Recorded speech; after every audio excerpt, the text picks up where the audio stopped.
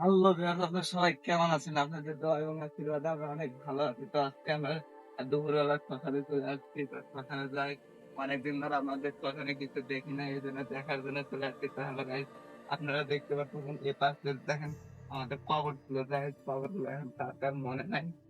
হ্যাঁ, তো আমরা এখন শ্মশানে দেখেন গাইস, আমাদের কাকতালি ফুলগুলো অস্থির লাগে, অনেক সুন্দর সুন্দর অনেক ফুল অনেক ফুটছে। সুন্দর।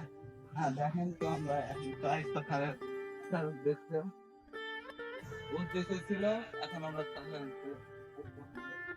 আমার তো কিছুদিন আগে, মানে 15-20 দিন আগে এখানে পরিষ্কার হয়েছে গাড়ি, পরিষ্কার করে মানে একটা লোক পুরানো হয়েছে গাড়ি, তিনি হলো সাগরের দাদু।